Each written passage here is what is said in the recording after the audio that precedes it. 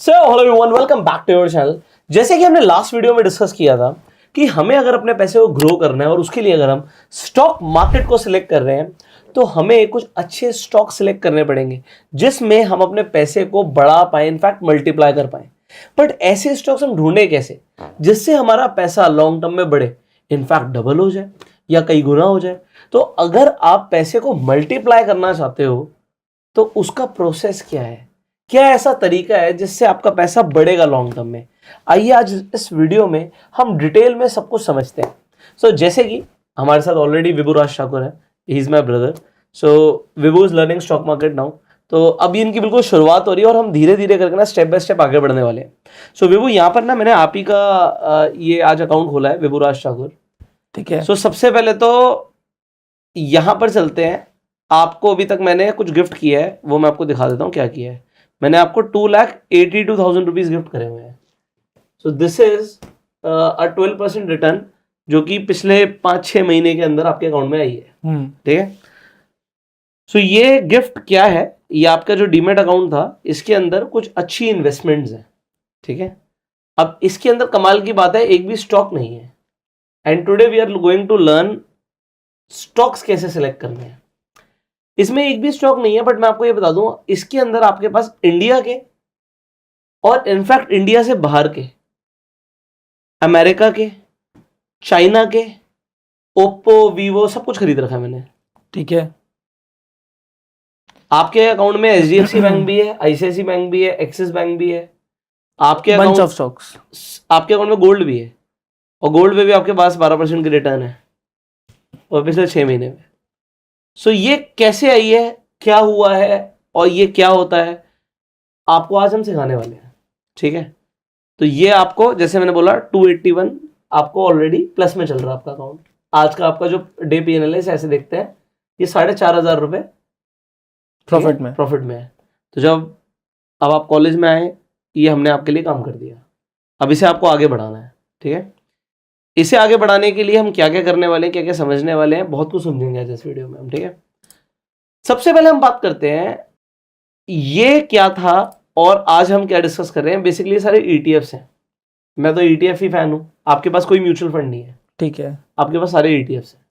हमने ईटीएफ खरीदे और मैं ईटीएफ खुद भी अपने अकाउंट में वही खरीदता हूँ। सो ये हमने आपको एक गिफ्ट दे दिया, आपके अकाउंट में ईटीएफ्स है।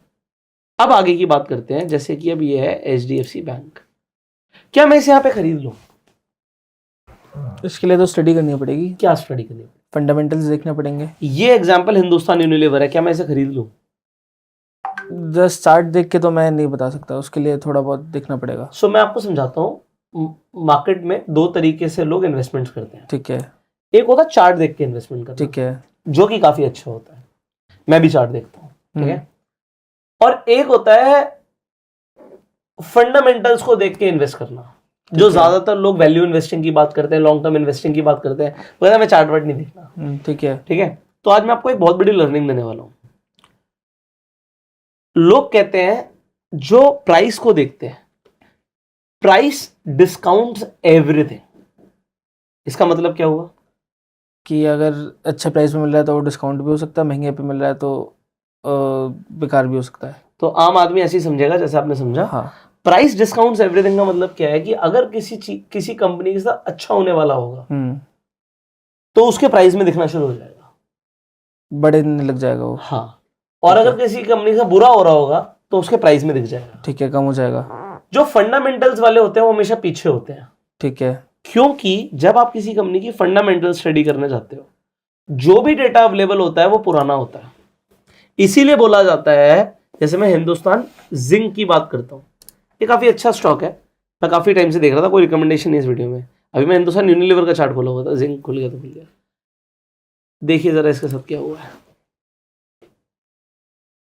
यहाँ पे कुछ नहीं दिख रहा आपको, 140% रिटर्न हो रहा। हाँ, आप वहां पर देखिए, वहां पे कुतुब मीनार बना हुआ है।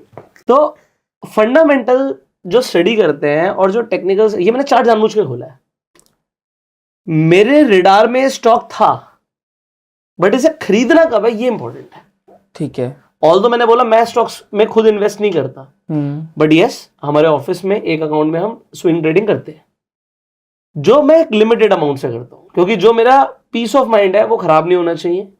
तो बड़े अमाउंट से हमेशा मैं ईटीएफ्स बाय करता हूं। बट एक स्विंग ट्रेड जिसमें हम रोटेशन करते हैं, खरीदते हैं बेचते हैं, वो एक छोटे अमाउंट से हम ठीक करते हैं। है। सो अगर हम इस स्टॉक की बात करें तो अब मैंने जैसे बोला दो तरीके के लोग हैं। एक है फंडामेंटल एनालिस्ट, वो इस स्टॉक को पिक कर लेंगे, मान लो यहां पर कहीं पर भी, और बोलेंगे इसमें हम इन्वेस्ट कर देते हैं। अब वो पता है क्या करेंगे, वो यहां से लेके यहां तक बैठे रहे, या फिर मैं 5 साल का चार्ट खोलता हूं, ठीक है, बहुत टाइम से, वो मान लो यहां पे 5 साल पहले 2019 में उन्होंने खरीद लिया, अब 5 साल तक उसकी कोई रिटर्न ही नहीं है, 2024 तक ठीक है, कुछ नहीं है कमाया इसने। ठीक है।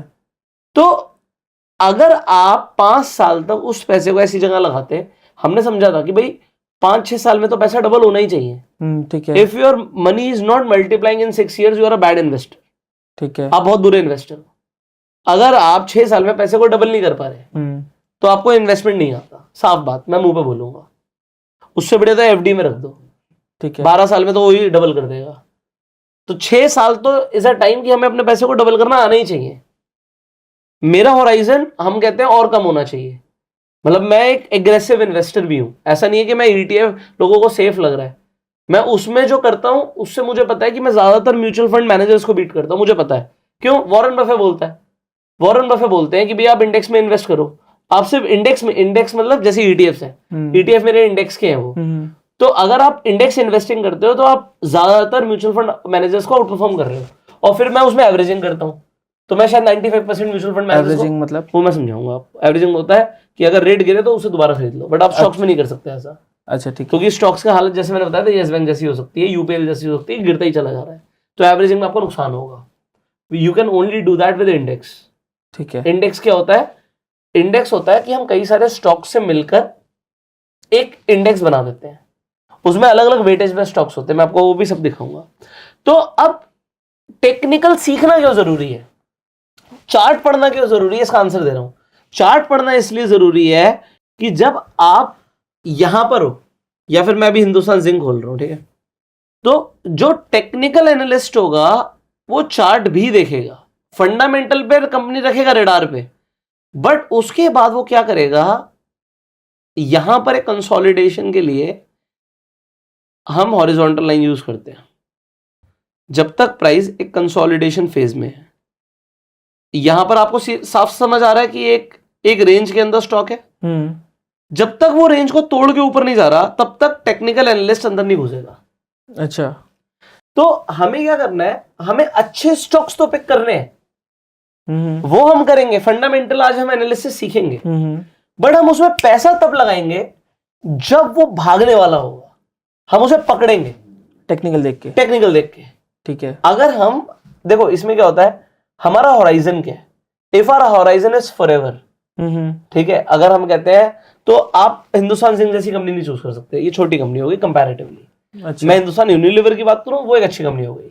मेरे कहने का मतलब है जब तक कोई कंपनी निफ्टी 100 के अंदर है तब तक आपका होराइजन फॉरएवर हो सकता है कि वो इंडिया की टॉप 100 में है। अगर वो टॉप 100 से बाहर हो गई तो आप आउट हो सकते हो, तो वो आपको होराइजन समझना पड़ेगा, आप कब तक इन्वेस्ट करना चाहते हो। सो मैं एग्जाम्पल देता हूं, for example you are at the age of 19 right now, आप 19 साल के हैं, है ना। अब आप 19 साल के हैं तो अभी मेरी एज तक आने में भी आपके पास 10 साल है ना।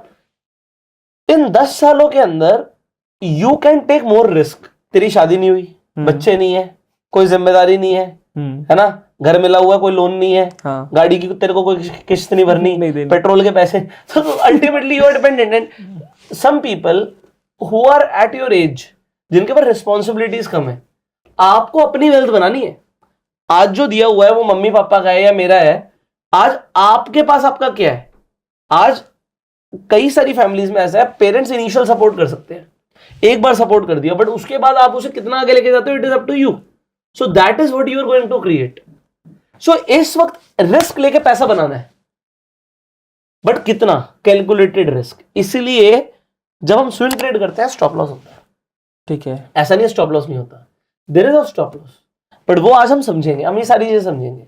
सो it is a good stock, क्योंकि इसने आप देखो कुछ ही टाइम के अंदर पैसे को डबल कर दिया, ठीक है, ये आप देख सकते हैं चार्ट पे। जब इसने तोड़ा था हम उसके बाद ही खरीदते। तो अगर हम यहां पर जाके खरीदते 360 के भाव पे तो हमें प्राइस 720 चाहिए था। क्या 720 क्रॉस कर गया? हाँ, 100% कर गया। सो पैसा डबल हो गया। ऑल दो नजर रखनी पड़ेगी, कंपनी ठीक है, सब कुछ ठीक है, खरीदना कब है? बात आती है खरीदना कब है। अगर आप खरीद के बैठ गए, मैंने बोला 5 साल तक मोमेंटम नहीं है और 5 साल में तो पैसा डबल ही करना है, बिल्कुल। तो फिर क्या करें? That is a question, that is how you start. So stock market क्या है? अच्छी चीजें पिक करनी है, अच्छी कंपनीज पिक करनी है, बट उन पे बेट कब लगानी है? जब वो चलना शुरू करती है। ठीक है। तो ये फर्क होता है एक वैल्यू इन्वेस्टर में और एक मोमेंटम इन्वेस्टर में। वैल्यू इन्वेस्टर क्या करता है? सस्ता ढूंढता है, सस्ता मिल जाए, सस्ता मिल जाए। अब वो सस्ता क्या होता है? How do you identify? इसका शेयर अभी 780 रुपए का है, महंगा सस्ता है? देखना पड़ेगा। कैसे देखोगे? फंडामेंटल्स देख के, इंट्रिंसिक वैल्यू देख के। परफेक्ट। इन्होंने जो बात बोली इंट्रिंसिक वैल्यू देख के, इंट्रिंसिक वैल्यू क्या होती है? जो उसकी एक्चुअल प्राइस होती है और जिस प्राइस पे मिलता है वो नॉर्मल प्राइस होता है। Intrinsic value for example gold है, वो पहले 50,000 का था लेकिन अब 60,000 का है, लेकिन उसके 70,000 का है, तो उसके 70,000 हर कोई देने को तैयार है। बट इंट्रिंसिक वैल्यू गोल्ड की अलग तरीके से जाएगी, उसकी बात नहीं करते। कंपनी की इंट्रिंसिक वैल्यू कैसे कैलकुलेट होगी, ये एक इंपॉर्टेंट है। और अभी आपने कई सारी किताबें नहीं पढ़ी, आप सीधा आके यहाँ पे बैठ गए, आप समझ रहे हो। So there is a concept called margin of safety. अब जिन लोगों ने स्टॉक मार्केट की किताबें पढ़ी है वो मार्जिन ऑफ सेफ्टी की बात करते हैं, वो समझ सकते हैं। तो मार्जिन ऑफ सेफ्टी का मतलब होता है कि मैं जिस भाव पे खरीद रहा हूं, ठीक है, ठीक है, और इंट्रिंसिक, मान लो इंट्रिंसिक वैल्यू 100 रुपए है, तो शायद मुझे 80 का मिल जाए, बट ऐसा हर बार नहीं होगा। ठीक और है। आजकल की मार्केट ऐसे मौके बहुत कम देती है, ठीक है। So price discounts everything. अगर कोई चीज अच्छी होगी तो महंगी मिलती है। मैं इसका एग्जांपल रियल एस्टेट से देता हूँ। सो रियल एस्टेट में हम भी ट्राई करते हैं हमें चीज सस्ती मिल जाए, है ना। वी ट्राई कि हमें कोई लैंड हम खरीद रहे हैं, हमें मार्केट वैल्यू से कम में मिल जाए। बट जनरली जो चीज बहुत सस्ती मिलती है, या तो उसकी लोकेशन में कोई डिफेक्ट होता है, पेपर वर्क में प्रॉब्लम हो सकती है, ठीक है, there can be an number of problems. So जब हम किसी चीज को खरीदना चाहते हैं जिसकी लोकेशन प्राइम है, मान लो उस लैंड पे आप बिल्डिंग बनाओगे, उस पर रेंटल बहुत अच्छा आएगा, तो सस्ती नहीं मिलेगी, बिल्कुल। बट अगर उसमें आप कुछ अच्छा कर पाते हो, आप नेगोशिएशन कर पाते हो, आपको मतलब आप ऐसे बायर हो कि आप इमीडिएटली उसे उस टाइम पे खरीद पा रहे हो जब मार्केट सस्ती चल रही है, तो there are cycles in market, तो आप अच्छा पैसा बना पाओगे। स्टॉक मार्केट में और रियल एस्टेट में एक सबसे बड़ा फर्क है लिक्विडिटी का। बिल्कुल, ठीक है। लिक्विडिटी मतलब मैंने एक प्रॉपर्टी तो खरीद ली, लैंड तो खरीद ली, बट लैंड खरीदने के बाद अगर मैं उसे आज बेचना चाहता हूं तो नहीं बिक सकती, बिल्कुल नहीं बिकेगी। स्टॉक मार्केट में आप 1 करोड़ के स्टॉक्स खरीदो, आप 1 मिनट में बेच दो, अगले दिन पैसा आपके अकाउंट में। तो ये जो चीज है लिक्विडिटी जो मिलती है, तो स्टॉक मार्केट आम आदमी के लिए प्रैक्टिकल हो जाती है। रियल एस्टेट आम आदमी के लिए प्रैक्टिकल नहीं हो पाता, क्योंकि तो उसमें बड़ा अमाउंट चाहिए, फिर liquidity issues, there are an number of issues. अब स्टॉक मार्केट को आज हम समझेंगे। सो अभी मैंने एक एग्जांपल, कोई रिकमेंडेशन नहीं है, हम सीधा सीधा चलेंगे, हम एक एक करके समझते हैं। तो कैसे पता लगता है कि कोई चीज सस्ती है महंगी है? सो कई सारी वेबसाइट्स हैं, एग्जांपल है टिकर टेप, एक स्क्रीनर आपके लिए। अब हम जैसे हिंदुस्तान जिंक की फंडामेंटल एनालिसिस करते हैं इस टाइम पर। अब आप क्या कहते हैं कि इस टाइम पर ये महंगा है सस्ता है, तो एक आम आदमी को वैल्यूएशन कैसे पता लगेगी, इंट्रिंसिक वैल्यू कैसे पता लगेगी? तो जो आप इंटरनेट पे स्क्रीनर्स यूज करते हो, तो आपको जैसे वैल्यूएशन दिख रही है, वैल्यूएशन में स्कोर है 1, मतलब हाई है वैल्यूएशन। अब वैल्यूएशन उन्होंने कैसे निकाली है? अब आपको कुछ फंडामेंटल, जब आप एनालिसिस कर रहे हो तो कुछ रेशियोज पता होने चाहिए, जैसे कि पी रेशियो क्या, प्राइस टू अर्निंग रेशियो क्या। प्राइस टू अर्निंग रेशियो 40 का है, उस पर इन्होंने जो स्कोर दिया है 1.4 आउट ऑफ 10 दिया है। अब ये प्राइस टू अर्निंग रेशियो का मतलब क्या होता है कि अभी जो प्राइस है उसके हिसाब से अर्निंग क्या है। तो प्राइस जो है अपॉन ईपीएस होता है। अब ईपीएस क्या है? Earning per share. तो अर्निंग कंपनी की जो हुई है उसे डिवाइड कर देते हैं, divide by total number of share से, उससे निकलता है ईपीएस। एडिटर यहां पर आपको दिखा देंगे फॉर्मूला। तो पी रेशियो क्या है? Price upon EPS. प्राइस मतलब करंट मार्केट प्राइस, तो करंट मार्केट प्राइस जैसे हमने देखा अभी 757 का है, डिवाइडेड बाय क्या हो गया? ईपीएस। ईपीएस कैसे निकलता है? अभी बताया मैंने, बताओ कैसे निकलता है? अर्निंग पर शेयर कैसे निकालूंगा? अर्निंग पर शेयर निकालेंगे आप प्राइस में, प्राइस अपॉन ईपीएस, ईपीएस निकलेगा। प्राइस अपॉन ईपीएस, तो पी रेशियो, पी रेशियो निकलेगा। ईपीएस कैसे निकलेगा? भूल गया। मतलब कॉलेज की क्लास चल रही है। देखो ये क्या है ना, ये जर्नल चीज है। मतलब मैंने भी कॉलेज में नहीं पढ़ा है सब, है ना, कोई नहीं पढ़ाता। सो ये समझना जरूरी है आपको। आप पैसा लगाने वाले हो यार। प्रॉब्लम क्या है, ज्यादातर जो स्टूडेंट्स हैं उन्होंने खुद पैसे नहीं कमाए, जैसे आपने भी खुद पैसे नहीं कमाए। जब हम अपना पैसा लगा रहे हैं, मतलब मैं अपना पैसा हिंदुस्तान जिंक को दे रहा हूं, क्यों भाई? अगर मैंने आज इसमें 1 लाख रुपए इन्वेस्ट कर दिए, 10 लाख इन्वेस्ट कर दिए, तो मैंने इन्वेस्ट कर दिया, मतलब मैंने इस कंपनी को दे दिया। मैं क्यों दूं उस कंपनी को? किसी ने अडानी में इन्वेस्ट कर दिया, क्यों करा भाई? येस बैंक में किया, क्यों किया भाई?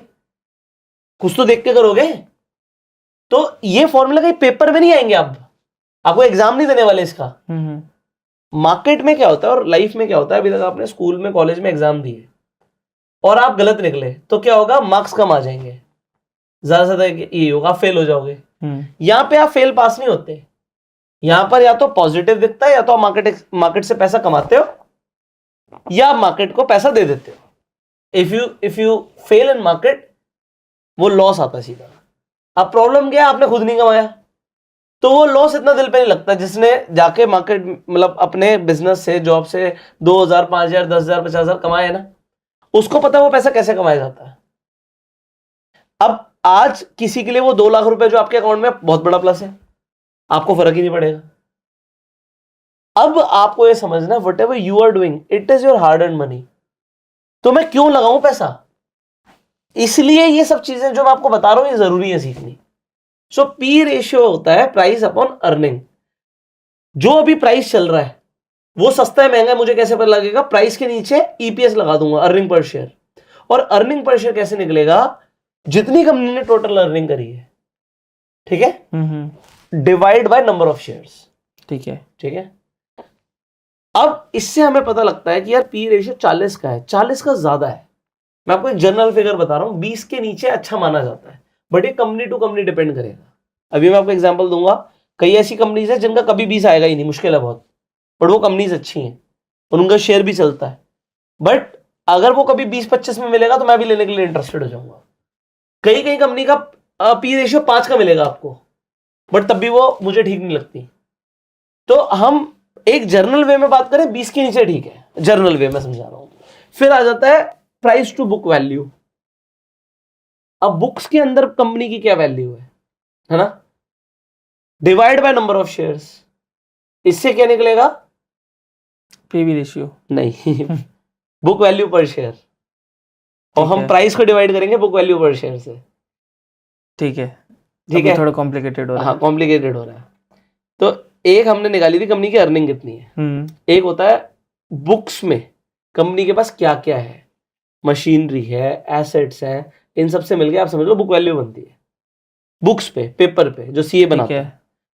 बुक वैल्यू जो है, मतलब बुक वैल्यू आप ऐसे समझो, आम आदमी के हिसाब से समझाऊं, अगर आज मैं इस कंपनी को बेच दूं तो इसके क्या पैसे मिलेंगे? कई कंपनियां सस्ती मिल जाती हैं। मतलब बुक वैल्यू पर शेयर जो आ रहा है ना, उसका शेयर प्राइस उससे भी सस्ता मिलता है। वो उठाने की चीज होती है, ये आपको स्टडी करना पड़ेगा। मार्केट में तो आपको 5,000 लिस्टेड शेयर दिख रहे हैं, इसमें से कौन सा शेयर ऐसा है जो बुक वैल्यू से भी सस्ता मिल रहा है? मतलब अगर आज इस कंपनी को बेच भी देंगे तो भी जितने का आज आप शेयर खरीद रहे हो वो सस्ता है, कुछ उल्टा पैसा मिलेगा ही। ऑल्दो ऐसा होता नहीं है, क्योंकि आपको समझना पड़ेगा, बुक वैल्यू लगा दी जाती है कि भाई किसी ने मशीन खरीदी थी, किसी ने फैक्ट्री सेटअप कर रखा है। अब वो आज जो बुक पे वैल्यू उस पे बिकेगी भी या नहीं बिकेगी, वी डू नॉट नो। सो इसलिए नहीं देखते, बट फिर भी एक बुक वैल्यू के हिसाब से हम देखते हैं कि फेयर प्राइस है या नहीं है। तो ये इंपॉर्टेंट मैट्रिक्स है जिससे पता लगता है वैल्यूएशन सस्ती है या महंगी है। तो हम पीवी रेशियो कैसे निकालते हैं? प्राइस अपॉन बुक वैल्यू पर शेयर। एक शेयर की बुक वैल्यू क्या है, और बुक वैल्यू पर शेयर कैसे निकालेंगे? Book value divide by number of shares. चलो कॉम्प्लिकेटेड है, बट मेरा काम है समझाना। अब आप भी इस वीडियो को 10 बार देखना, नोट्स बनाना, और थोड़ा होमवर्क दूंगा, वो होमवर्क करना, ठीक है? वरना कभी नहीं सीख पाओगे। मुझे किसी ने नहीं सिखाए थे फॉर्मूले। मैंने तो साइकोलॉजी की पढ़ाई कर रखी है। 12th क्लास तक मेरे पास पीसीएम भी थी, फिजिक्स, केमिस्ट्री, मैथ्स, बायोलॉजी, कुछ नहीं पढ़ाया गया ये सब। बट जब पैसा कमाना है तो खुद सीखना पड़ता है। है ना। तीसरा, प्राइस टू कैश फ्लो। अब cash flow is a very important component. Company के पास देखो क्या चीज है, कैश इंपॉर्टेंट होना चाहिए। इस वक्त दुनिया की ऐसी कौन सी कंपनी है जिसके पास सबसे ज्यादा कैश है? Apple, Google. Very nice, Apple. आपका मोबाइल एप्पल का ना? हाँ ये कंप्यूटर एप्पल का यूज कर रहे हैं? हाँ सबसे ज्यादा कैश इस वक्त एप्पल के पास है पूरी दुनिया में। हाँ। बहुत इंपॉर्टेंट चीज होती है कि कंपनी के पास कैश फ्लो होना चाहिए, कैश रिजर्व्स होने चाहिए। सो इससे हम प्राइस टू कैश फ्लो भी निकालते हैं कि जो आज प्राइस है उसके अकॉर्डिंग कैश कितना आ रहा है कंपनी के पास। ये होते हैं वैल्यूएशन के कुछ मैट्रिक्स, और भी बहुत सारे मैट्रिक्स हैं। अभी मैं आपको वो समझाने निकल जाऊंगा तो थोड़ा सा कॉम्प्लिकेटेड हो जाएगा। आज के लिए अभी इसे हम समझना चाह रहे हैं।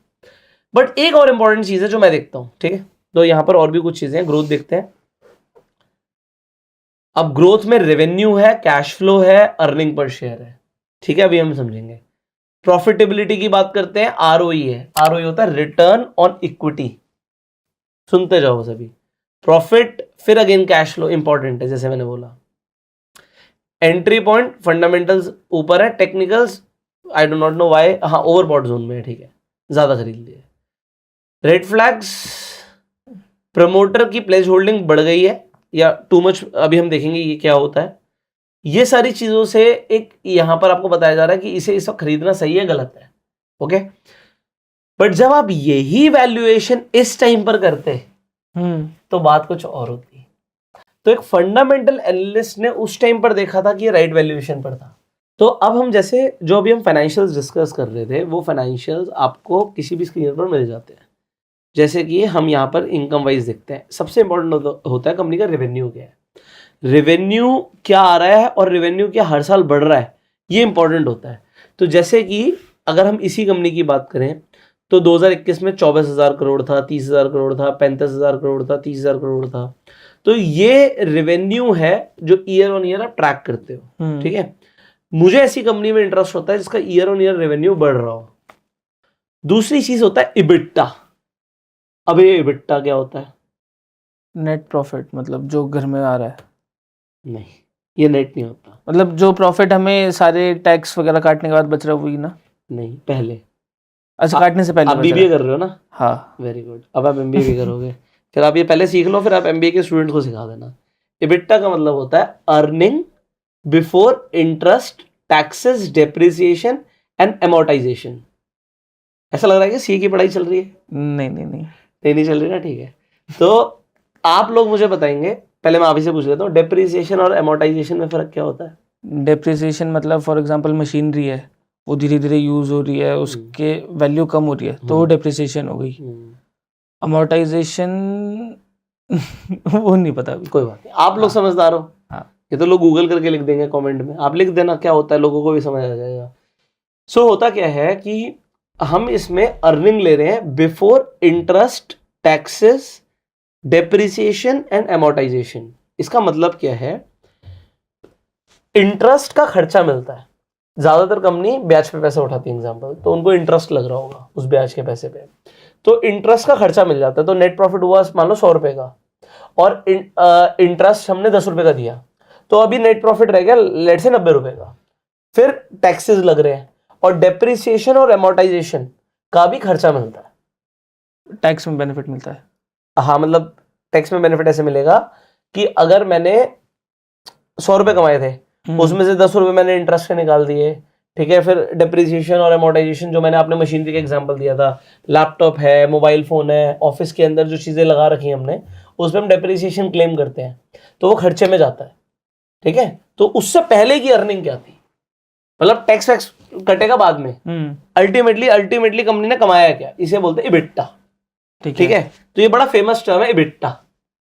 उसके बाद आ जाता है profit before interest and taxes, PBIT बोलते हैं, प्रॉफिट बिफोर टैक्सेस, ठीक है। फिर नेट इनकम क्या हुई, ये होती है इंपॉर्टेंट। नेट क्या है, इससे कैलकुलेट होता है आपका अर्निंग पर शेयर, ठीक है। सो ईपीएस की बात करी थी मैंने, कहां पर करी थी? पी रेशियो में। पी रेशियो में। सो पी रेशियो कहता है प्राइस अपॉन ईपीएस। सो अगर मैं प्राइस अपॉन ईपीएस निकाल दूंगा तो मेरा क्या आ जाएगा? ईपीएस। प्राइस अपॉन ईपीएस निकाल दूंगा तो ईपीएस आ जाएगा? नहीं, प्राइस अपॉन ईपीएस निकाल दोगे तो आपका वो आ जाएगा earning. Price to earning, P ratio आ जाएगा। Price to earning. सो अभी मैंने जैसे आपको ईपीएस बताया था, तो प्राइस अपॉन ईपीएस क्या हो गया? P ratio. पी रेशियो, ठीक है। तो अभी हमने पी रेशियो देख लिया था, हाँ। बट अगर मुझे पी रेशियो निकालना होगा तो मैं सिंपली क्या करूंगा, 431 जो इसका प्राइस था, ठीक है। तो अभी हम यहाँ पे ईपीएस देख रहे हैं, ईपीएस है 18 का, ठीक है। ठीक है। प्राइस क्या है? 730 का। 730 का। सो अगर मैं 730 को डिवाइड कर दूं, 730 को मैं डिवाइड कर दूं 18.36 से, सो मेरे पास क्या आ जाएगा? P ratio. बिल्कुल ठीक है। अभी हमने 40 का पी रेशियो देखा था, हाँ। प्राइस हल्का से जस्ट कम आया तो 39.7। ठीक सो है। P ratio is automatically being calculated. This is a, मतलब ये क्या है, ये आप प्रैक्टिकली सीख रहे हो। कंपनी महंगी है सस्ती है, वो कमा क्या रही है? एक शेयर होल्डर के, अगर आपके पास शेयर है तो शेयर के ऊपर अर्निंग क्या है, ये देखना बहुत जरूरी होता है, जिससे पी रेशियो निकलता है, ठीक है। अभी डीपीएस क्या है? Delhi public school? नहीं, dividend per share. Very good, dividend per share. Dividend क्या होता है? कमाई के तौर पे कंपनी ने क्या दिया? कमाया तो 18, बट क्या शेयर होल्डर को कुछ दिया? हाँ दिया, 13 रुपए दे दिया, ठीक है। 13 रुपए अभी के हिसाब से है, यहां पर देखो 75 भी दिया, 18 भी दिया, 21 भी दिया। तो जैसे जैसे कंपनी कमा रही है वैसे वैसे डिविडेंड भी दे रही है, और उससे निकलता है हमारा पे आउट रेशियो। ये क्या होता है? ठीक है, तो पे आउट रेशियो क्या होता है?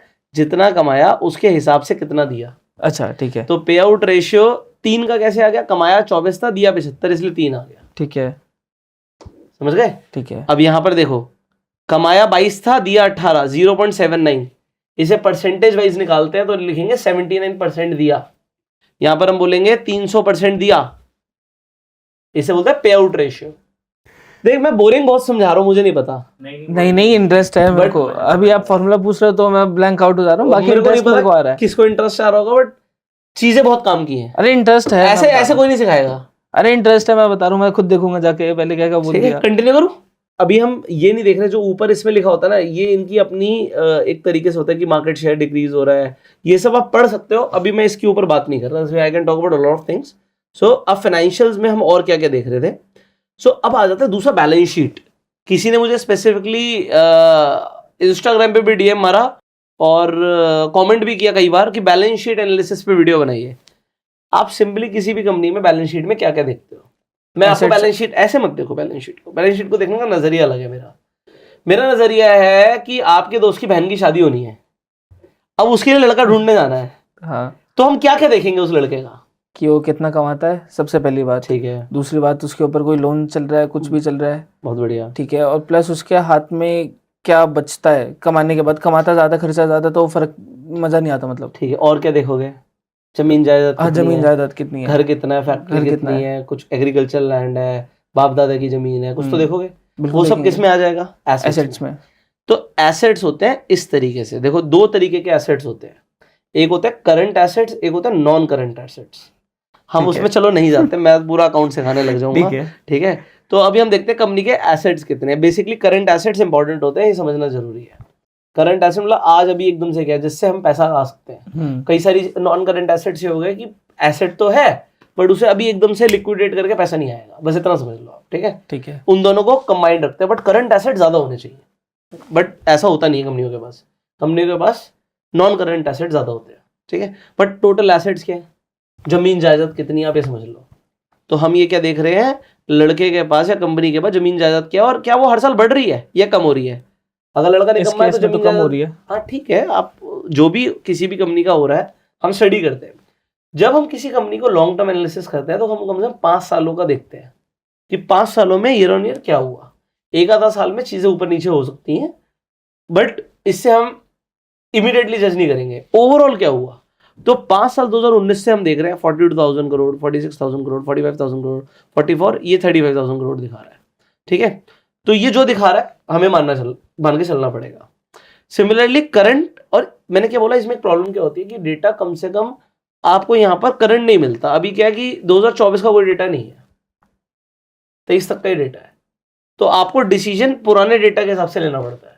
सो जो ये वैल्यू इन्वेस्टिंग कर रहे हैं, फंडामेंटल की बात कर रहे हैं, भाई अगर आप बहुत अच्छे लेवल पर हो तो शायद आप इसके आगे का डेटा लेकर आ पाओगे, आम आदमी इससे ऊपर का डेटा नहीं ला पाएगा। तो आप जो भी डिसीजन आज लोगे वो बेस्ड ऑन दीज पैरामीटर होगा। थोड़ा सा इसलिए मैंने आपको क्यों पी रेशियो बताया, उस पर डेटा पुराना आ रहा है, ठीक है। तो आप भी देख सकते हो, जज कर सकते हो, खुद से भी कैलकुलेशन करने के लिए आपके पास फॉर्मूला होना चाहिए कि पता हो कि भाई कैसे निकालूंगा। एक बार पुष्कर भैया ने समझाया था तो याद होगा आपको। अब लाइबिलिटीज की बात करते हैं भाई।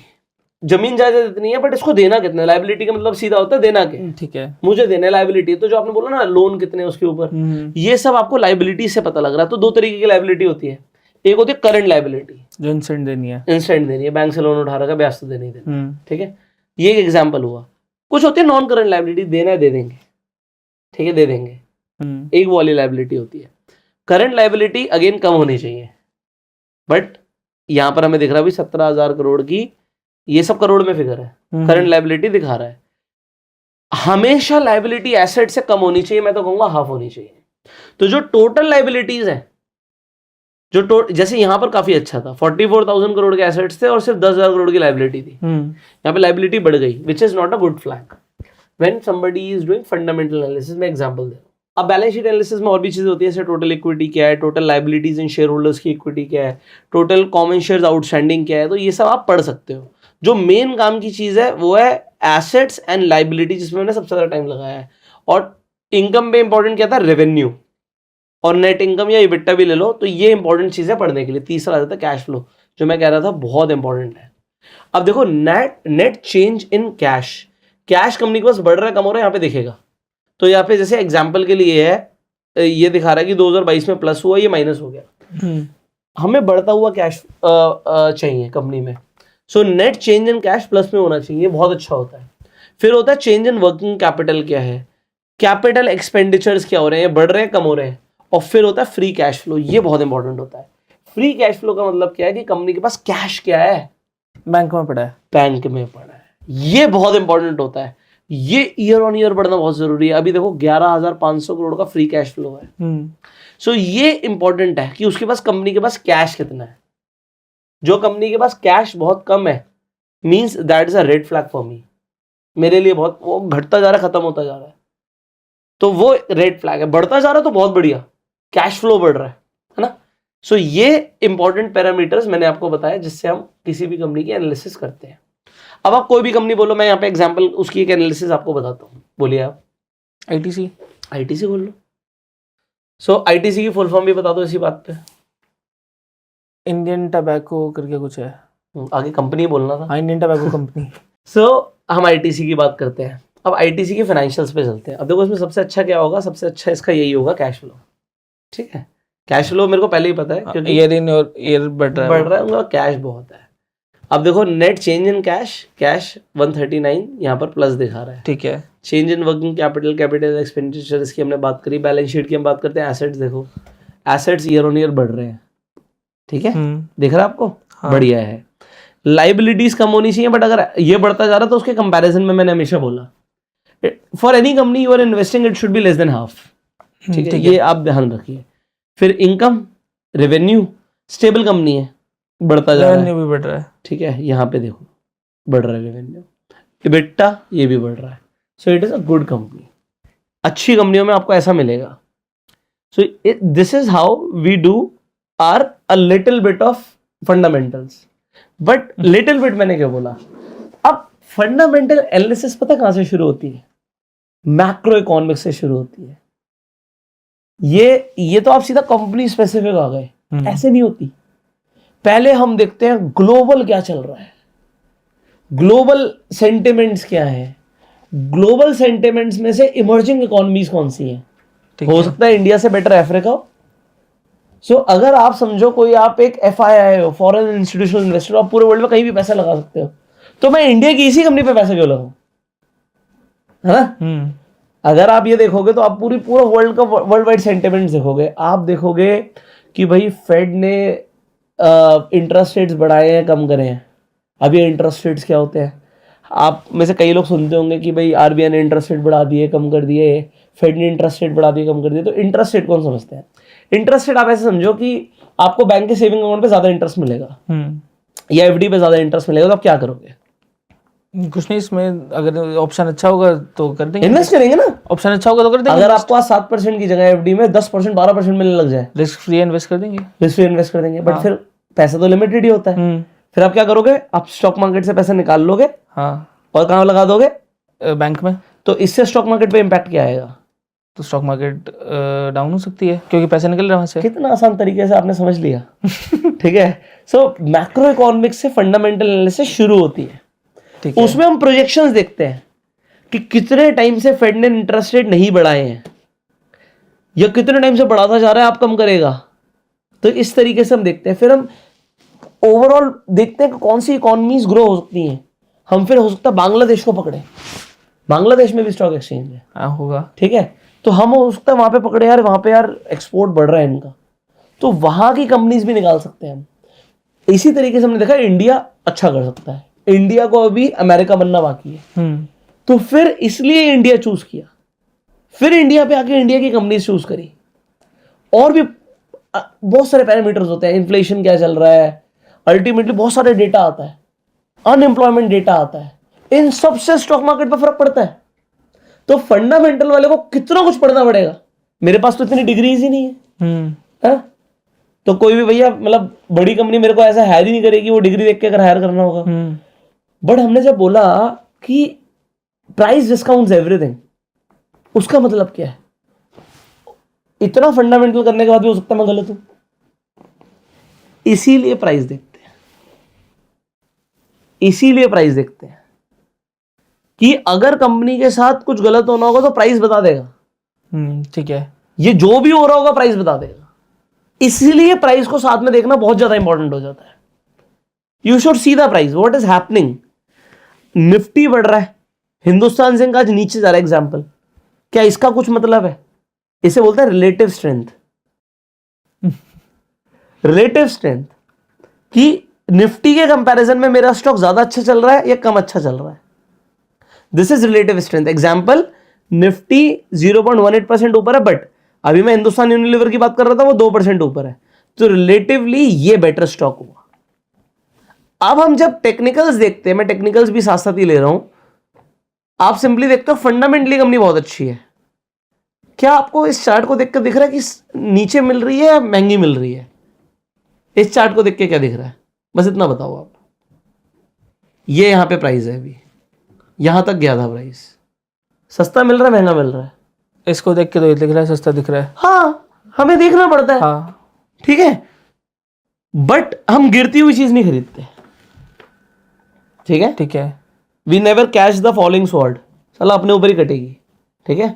तो हम गिरती हुई तलवार को नहीं खरीदना चाहते। वहां से उठना शुरू करे, उसका कुछ कुछ अभी हम आपको चार्ट पढ़ना नहीं आता, बट कैन यू सी कि कुछ हो रहा है, कुछ कुछ हो रहा है, नीचे जाके ऊपर जाने की कुछ लग रहा प्रोबेबिलिटी है। हाँ, तो अभी आपको कुछ भी नहीं पता, तब भी आप कह रहे हो कि ये नीचे था, यहां से ऊपर था। हाँ, अब अगर ये इस लेवल को तोड़ता है, एग्जाम्पल इस लेवल को, तो ये प्रीवियसली यहां से ऊपर गया था, फिर नीचे गिर गया था।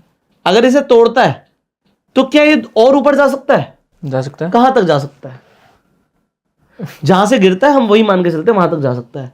तो ये यहां से गिरा था लास्ट, ठीक है, that was the last swing, ठीक है। सो ये यहां तक जा सकता है, ठीक है। अगर ये इसे भी तोड़ देता है, फिर ये कहां तक जा सकता है? फिर ये यहां तक जा सकता है, नेक्स्ट हाईएस्ट हो, नेक्स्ट होगा, ठीक है, फिर यहां तक जा सकता है, फिर ये कहां तक जा सकता है? जो उसका नेक्स्ट हाईएस्ट नहीं, फिर आसमान है इसके। तो आपने क्या किया, अभी आपने टेक्निकल एनालिसिस सीखने की कोशिश कर दी, इसे हम बोलते हैं सपोर्ट एंड रेजिस्टेंस, ठीक है। अब हम इसकी टेक्निकल्स की आगे बात करेंगे, बहुत इंपॉर्टेंट है, बट अभी हम फंडामेंटल्स को समझ रहे थे।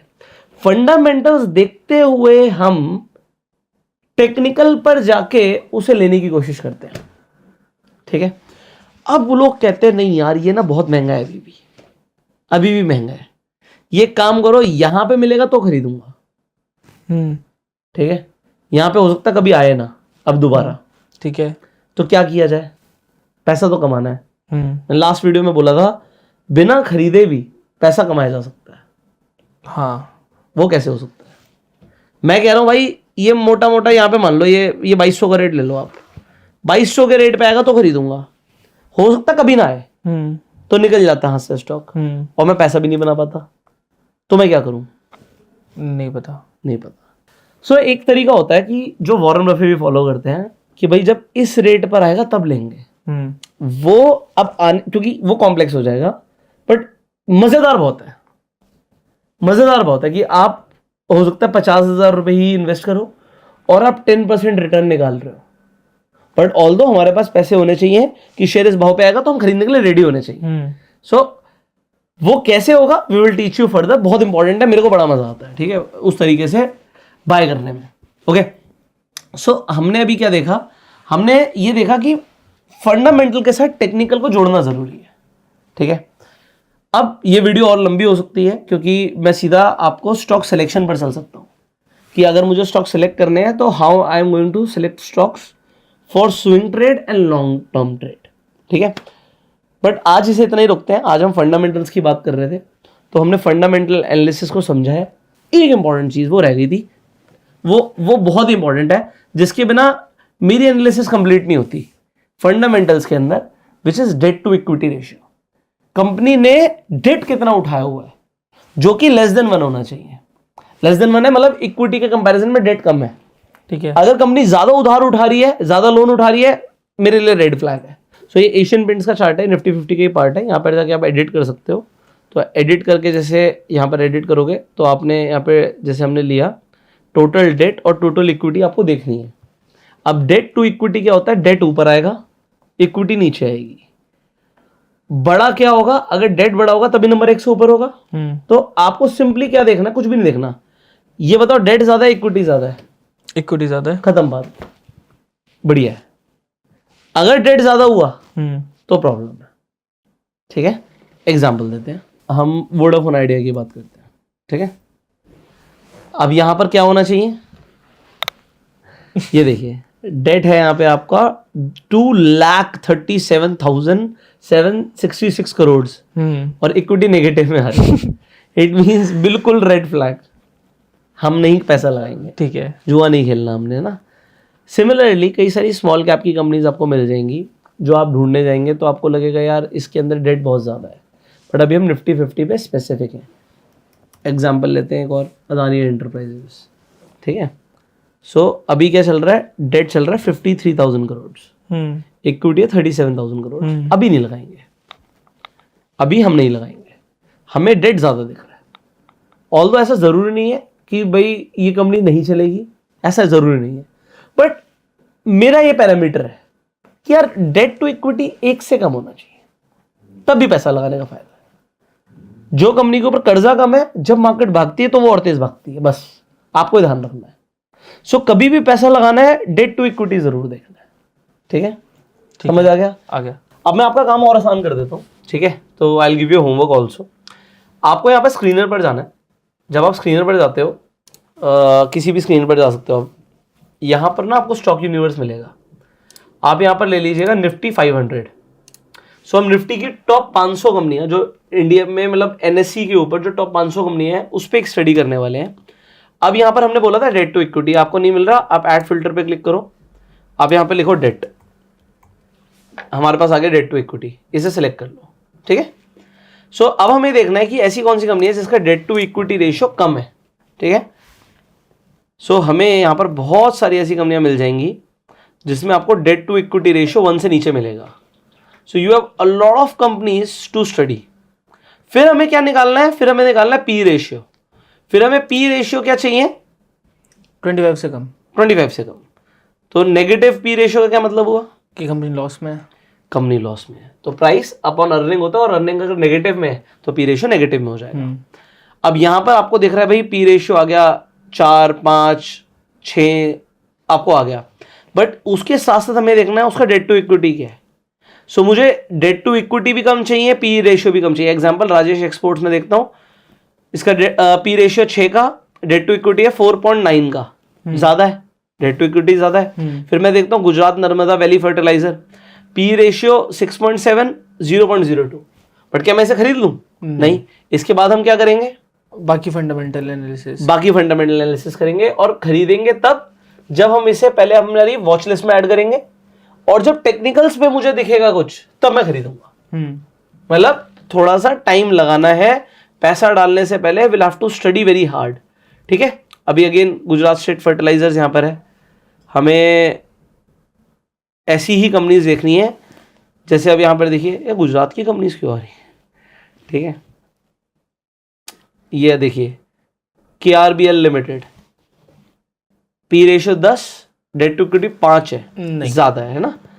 फिर गुजरात मिनरल डेवलपमेंट, ये भी इसका कम है। गुजरात की कंपनियां लोन कम लेती हैं, हाँ।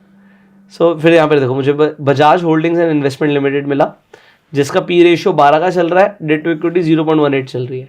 सो this is how we are going to filter out, and then हमें एक वॉच लिस्ट बनानी है। मुझे बहुत ज्यादा स्टॉक्स नहीं चाहिए आपसे, 5-7 स्टॉक्स भी अगर आप निकाल लेते हो, विल मेक अ प्लेलिस्ट बोल देता हूँ, यूट्यूब हमारा काम है। सो हम वॉच लिस्ट बनाएंगे, एंड वॉच लिस्ट जब हम बनाएंगे उसमें हम ट्रैक करेंगे, and then will think to buy कि हम उसे खरीदना है नहीं खरीदना। तो ये आपका होमवर्क है। अगर आप लोग भी यही होमवर्क करेंगे तो आप लोगों की भी अंडरस्टैंडिंग और बेटर हो जाएगी। आपको फंडामेंटल एनालिसिस जो आज आपने समझी है, ये आपके होमवर्क करने से आपके दिमाग में छप जाएगी। फिर भी अगर आपके कुछ सवाल है आप कमेंट में पूछ सकते हैं। इसके साथ साथ इस वीडियो को आप शेयर कीजिएगा, जिससे मैक्सिमम लोगों तक ये अवेयरनेस पहुंचे, लोगों को फंडामेंटल एनालिसिस फ्री में सीखने को मिले, और आप लोगों को बता सकते हो कि इस तरीके से वो stock market step by step सीख सकते हैं। आप लोगों के भी डाउट्स क्लियर हो रहे होंगे। फिर भी कुछ डाउट्स आप कमेंट में पूछेगा। इंडिया की कौन सी सिटी से आप इस वीडियो को देख रहे हैं ये भी कमेंट करके बताइएगा। फाइनली, अगर आप लोग स्टॉक मार्केट में इन्वेस्टमेंट करना चाहते हैं, आपके पास डीमेट अकाउंट नहीं है, फ्री में जाकर अपना डीमेट अकाउंट खुलवा सकते हैं। आपको लिंक डिस्क्रिप्शन और पिन कमेंट में मिल जाएंगे। एंड कई सारी कंपनीज इस वक्त रेफर एंड अर्न पर भी बहुत अच्छा ऑप्शन दे रही हैं। मतलब आप डीमेट अकाउंट खुलवाने के बाद रेफर एंड अर्न करके भी पैसे कमा सकते हो। आपको स्टॉक मार्केट में इन्वेस्ट करना है, ट्रेड करना है, स्टॉक्स खरीदने, ETF खरीदने, म्यूचुअल फंड खरीदने, उस सब के लिए आपको क्या चाहिए होता है, एक demat account. So link description pin comment में, do checkout. Like this video अपना प्यार देने के लिए, एंड फाइनली आप चैनल को सब्सक्राइब कीजिए, बेल आइकन पर क्लिक कीजिए, जिससे आने वाली एक भी वीडियो आप मिस ना करें। We will see you in the next video. Till that time, you go self made and जय हिंद।